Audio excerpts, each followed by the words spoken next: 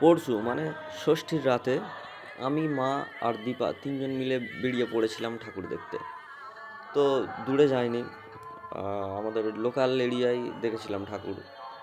তো এটা হচ্ছে নতুন রাস্তার জগন্নাথপুরের ঠাকুর। দেখতে থাকো প্রতিটা ঠাকুর এবং প্যান্ডেল।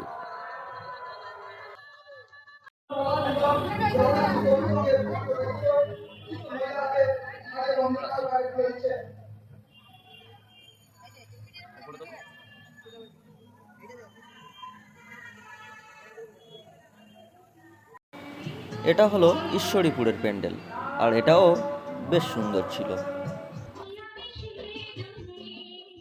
আর প্যান্ডেলের ভিতরে ঢুকে দেখলাম মাকে মালা দিয়ে খুব সুন্দরভাবে সাজানোর প্রস্তুতি চলছে। এটা হলো চণ্ডী দেউল বা ধানকল মোড়ের ঠাকুর। এখানের প্যান্ডেলটাও করেছিল দারুণ, আর প্রতিমার মুখটাও ছিল খুব সুন্দর। এখানে প্রধানত বেদেরা কেমনভাবে তাদের জীবনযাপন করে, কেমনভাবে লাইফস্টাইল কাটায়, তার উপরে ভিত্তি করে প্যান্ডেলের থিম হয়েছিল। খুবই সুন্দর করেছিল।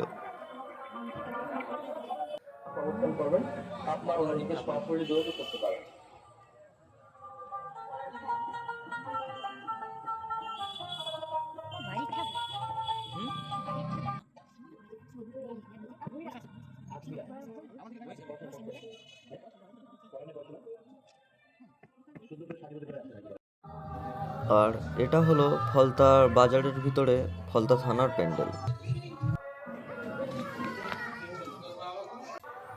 আর পুজো মানে চারিদিকে কত কত দোকান, বাচ্চাদের খেলনা, মেয়েদের কানের দুল, সাজের দোকান, কত শত পুতুল, আরও কত রকমের দোকান, কত রকমের খাবার দাবার। খুবই সুন্দর পরিবেশ। আর এটা হলো বিশরার প্যান্ডেল এবং প্রতিমা।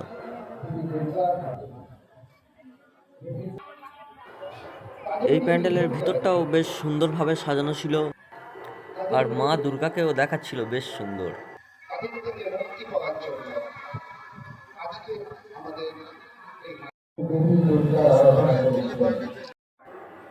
এই মণ্ডপের ভিতরে যে সব কারুকার্যগুলো ছিল সেগুলো ছিল বিভিন্ন রকমের শস্য দানা দিয়ে, যেমন ঢেঁড়সের দানা, শশার দানা এবং নানা রকমের ডাল দিয়ে।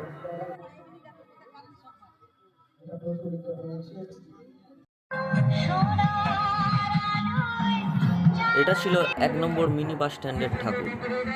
এর ভিতরটাও ছিল খুবই সুন্দর, আর প্রতিমার মুখটাও খুব মিষ্টি।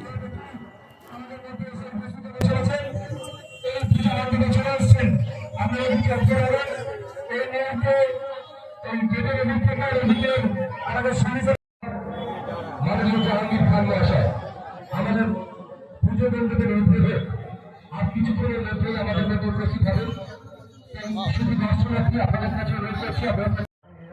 আর এই ঠাকুরগুলো ছিল যথাক্রমে খান্দালিয়া এবং পানার।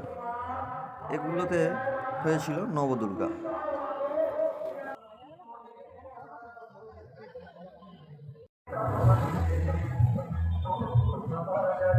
আমাদের সবাইকে এই প্রকৃতির পরিবেশকে